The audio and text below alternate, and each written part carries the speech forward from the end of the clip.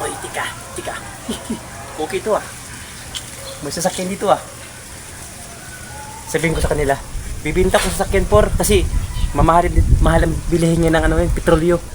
Mahal ng krudo. Kaya sabihin ko si Pakapurman, sabihin ko, por, ibinta ko yung electric por kasi wala akong pambilhin krudo kasi mahal kasi yung bilihin por.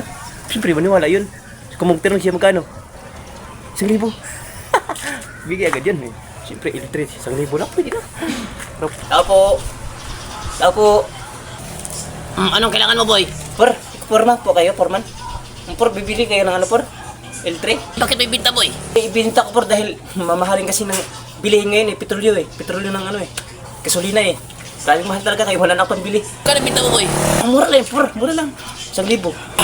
Mura lang, boy. 1,000 lang, boy. Okay, boy. Bayaran kita, boy. Gusto mo, boy? Sige, por. Okay, por. Salamat, por. L3, 1,000 lang. Sige, boy. Salamat, boy. Por. Akin, por. Salamat, por. Ito ba yung boy? Ay, ito. Wow. Pwede, boy. Por, di na magtagal, por. Punta na, alis na ako, por. Sige, boy. Salamat, boy. Sige, por. Sakayin ko na to. 1,000 lang. Wow, sulit to ah. Ang ganda nito sa sakyan ah. 1,000 lang. Mahal kasi ang ngayon petrolyo gasolina Okay na, tao na yun ah. 1,000 lang. Pandarin ko na nga to. Ayos ah. Okay yung tao nila. Sa wakas naka-elpin rin ako. Pero okay lang, kahit mahal yung bilihin ng gasolina, at least nakamura ako sa bili. 1,000. Tika lang. Baka karnap to, no? Walang hiyang tao na yun ah. Start ko nga to. Okay kayo, boy. Ang mura-mura naman. Oy, may dito na pala susi. Uy!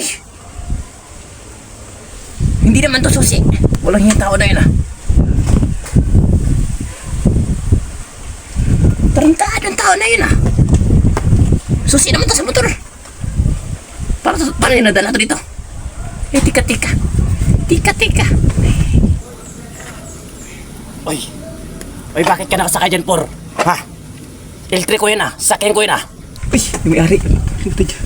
May-ari yun ah. Hindi, boss. Ano to, boss eh? May nagbinta sa akin kanina. Akala ko sa kanya to. Nakaparada kasi dito eh. Ay, mala. Hindi ko alam yun.